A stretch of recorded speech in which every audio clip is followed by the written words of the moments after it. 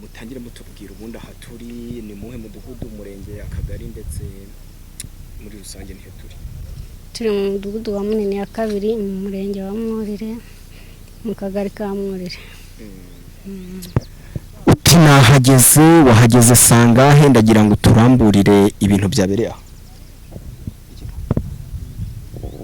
Yego nibiki byabereye aha. Ibyabereye aha nuko twamenya amakuru mu masaa 11:15 ko umwana witwa Karangwa agiye kuvoma amazi ku idamu akagwamo. Umwana bari kumwe akaza yiruka agahamagara mama we ati umwana aguye mu mazi, nakiruka ajya aho papa we ari witwa Karangwa amubwira ko umwana aguye mu mazi. Karangwa nawe akagenda yiruka agiye kureba umwana we, agiye nawe yikubita amararohama bose barapfa.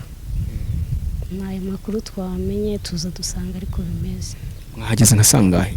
Twageze saa 11:15 z'umugoroba. Mwasanze bimeze ute? Twahuye n'umwana bamujyanye bavuga ko akiri mu mwuka, bamwihutana kujya kwa muganga, dusanga Karangwa akiri mu mazi. Umusore umwe niwe waciye inyuma arasimbuka yikubita muzi koga amukuramo, mugenzi we aramusanganira aramufasha aramukurura amuvanamo ariko byarangiye. Nyakwigendera nko mu kigero cy'imyaka ingahe? Banyakwigendera bombo. Umwana yari mu kigero cy'imyaka 8, papa we yari mu kigero nko mu cy'imyaka 65.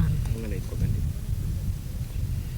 Nibuka neza amazina ayo nzina ya papa we. Ubundi ridamu se rikora iki ni igihande? Niyo witwa Filibert. Rikora iki? Yuhira imyaka ye.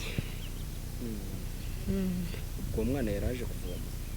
Ni kwa kundi nyine nk'abantu batuye aha bavomaga ayo mazi ariko bitemewe.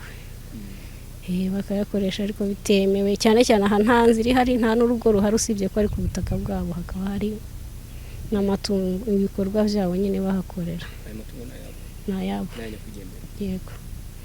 Ni nk'inzu bugamagamo baje mu mirima yabo kuko batuye ruguru.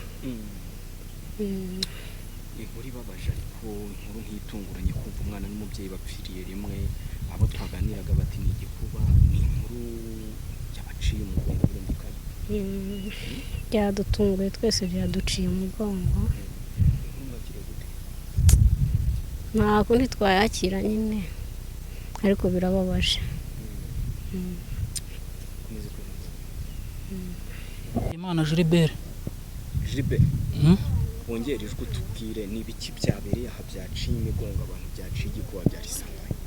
Ibyabaye naha rero byabaye ejo saa 8. Umwana nyine yaragiye kuzana amazi hano hirya kuri damushiti ajyana na mugenzi we, noneho umwagwamo mugenzi we aragaruka nibwo yahamagaye umumama ruri hano amubwira ko nyine mugenzi we aguye mu mazi. Noneho uwo mumama ababwiye se w'uwo mwana yarari kwahira hano ubwatsi, ariruka ajya kureba nyine asanga umwana yaguyemo. Niko rero kwiyambura nyine imyenda aragenda ajyamo amukuramo, ariko nyine urumva ko nyine yacitse imbaraga, nyine urumva ko we yahamyemo, ariko nyine uwari waguyemo yari yamushyize hejuru nyine. Abadamu nyine bari bahari nibwo bagiye guhuruza hepfo barazamuka nyine basanga umusaza yacubiye nyine ntagaragara hejuru. Irababaje cyane, natwe byaduteye ubwoba. Byaduteye ubwoba kuko nta kundi kuntu nakumva nabivuga, byaduteye ubwoba cyane kuko bari abantu bacu nyine. Ni incamugongo cyane. Iri damu se basanzwe bahavomera? Bahavomeraga niho bakuraga amazi yo kuhiriza inka, ariko ayo kunywa asanzwe nyine hepfo hariyo robine nyine twajyaga yo kuyazana.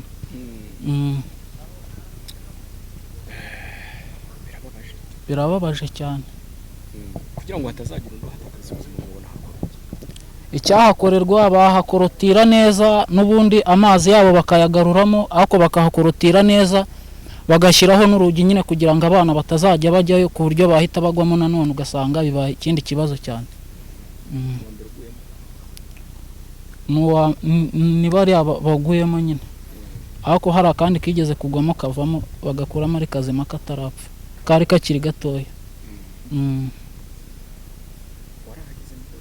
nahageze nimugoroba nka saa 11 nyine byarangiye.